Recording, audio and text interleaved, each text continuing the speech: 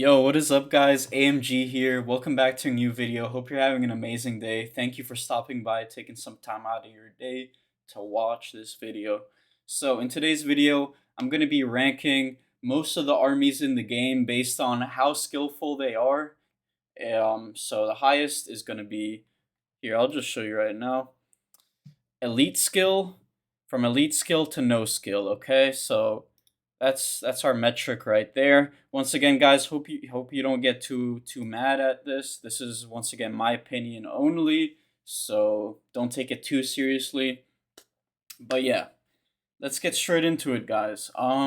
Should we start off with the lowest skill?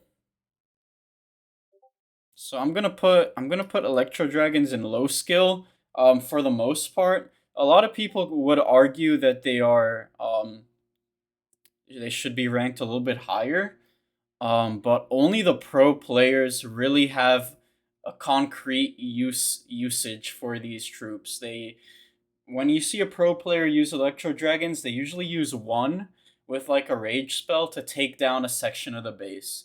Like a strategic sort of usage of them. But for the most part, guys, when I see people use Electro Dragons, they just spam them and don't really have a high regard over what's going on. So once again, I'm not trying to stereotype every single Electro Dragon, but from what I every single Electro Dragon player, but from what I notice, you guys, people who use them usually don't really do too well with them and just spam them all over the place. So yeah, sorry if that offended any of you guys who use them, but that's my opinion only. A lot of people do share that same opinion though. So let's keep going. Let's put the root riders at like average skill. Root riders, they're pretty they're the meta army in the game. Um, I'm putting them in average skill because they have the mechanic of just destroying every single wall they walk through, right? So it makes attacking a lot easier. However, you do got to be careful with your pathing, make sure that they aren't splitting up and going where you want them to. So it does require some skill, particular with funneling your troops and making sure they kind of go where you want them to. There's also a lot of components when it comes to these attacks. There's a lot of troops involved, so it's not just using the root riders, but effectively using other stuff in the army as well. So that's why I think they're like average, maybe good skill. Let's keep going. Let's go up to the elite skill now. Let's put the super balloons and elite skill. This is probably the hardest attack in the game to master. Basically, guys, if you aren't really familiar with this attack strategy, people use their heroes to do most of the damage to a base. So that's using the fireball with the warden, and your queen with the giant arrow, your king, and then the royal champion with her electro boots to take down large portions of the base. And then usually, after they take out a large section of the base, you just use these super balloons to clean up the rest. So basically, I'm putting this army in elite skill because it takes a lot of knowledge to effectively use all your heroes. Um, and make sure they do a lot of damage to bases. So that's why I'm putting them in elite skill. And the next one, so I have a healer here, and basically I'm gonna put that in elite skill. And what the healer means is basically using, um, the healer means you're using like a charge attack. So an archer queen charge, warden charge, even barbarian king sometimes. If you guys use those kind of armies, you're usually pretty skilled because you have to master the pathing of your queen or warden. You have a lot of different things going on, which could make the attack high risk but high reward if you're very skilled with it. So that's why it's up there. That's what the healer means, guys. So like if you use a charge with the healers for some heroes, right? So that's elite skill. But I think that's going to be it for elite skill. There isn't really anything I would consider at that level. I'm gonna put my Dragon Riders in good skill. Maybe I'm a little bit biased here, but if you guys are watching my Road to Top 200 series, I make it look easy, but there are a lot of things that you gotta consider when using all Dragon Riders. You you have to kind of understand the fact that they don't attack defending heroes and they don't attack defending clan castle troops, right? So you have to be able to use your minion prints effectively and your hero abilities to keep them alive, and you need your other heroes to be able to take out those clan castle troops and those defending heroes. So it takes some skill to do that. Additionally, if you guys watch my videos, you got to realize that I'm always making sure that the pathing is perfect, right? I make sure that they're all going together, not splitting up from each other, because if they split up from each other, very unforgiving. You're gonna fail most of the time if they split up. So that's why I think they're in good skill. Maybe I'm a little bit biased.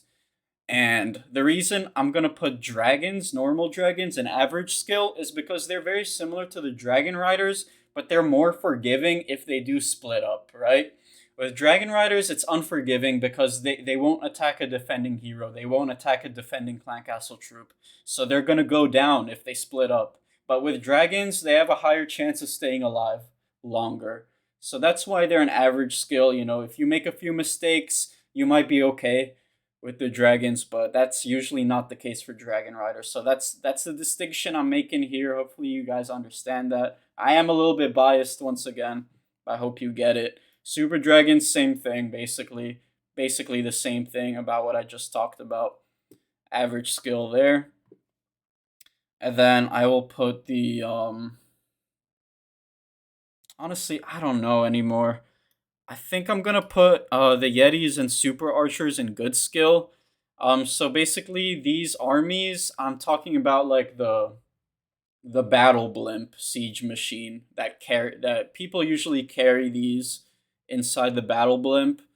They use a few clone spells and rage spells to take down a huge section of the base, and I'm putting them in good skill. However, some people would argue it's low skill because you're just like using a few spells and it's quite easy to use them and take down a huge section of the base. However, I think they deserve to be in good skill because the Eternal Tome got nerfed, right? So if you use the Eternal Tome, I don't know if the update is like up to date, but they are gonna nerf the Eternal Tome to where um if a troop leaves the Warden's aura, like the circle thing he has, they're gonna lose the invincibility effect, right? So I think it's gonna be a lot harder for those armies to flourish, and that's why I'm gonna put them in good skill. Hopefully that makes sense. Next up, let's put Hog Riders and Miners in medium skill. Um, Definitely takes some skill to master, but they're very like met army, not very popular, at least at the highest level. Um, you use healing spells. It's a pretty simple attack strategy. You do got to be careful from defending heroes and clan castle troops, which will attack them. But for the most part, you just use a few healing spells. You use the warden to heal them up, and it's pretty simple stuff to me at least.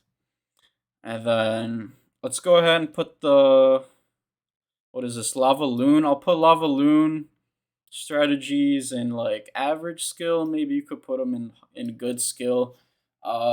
It takes some time to master this attack, but I'm putting it in good skill also because it's not a very effective strategy, and to get it to work, you have to do a lot of things well because balloons are very vulnerable nowadays.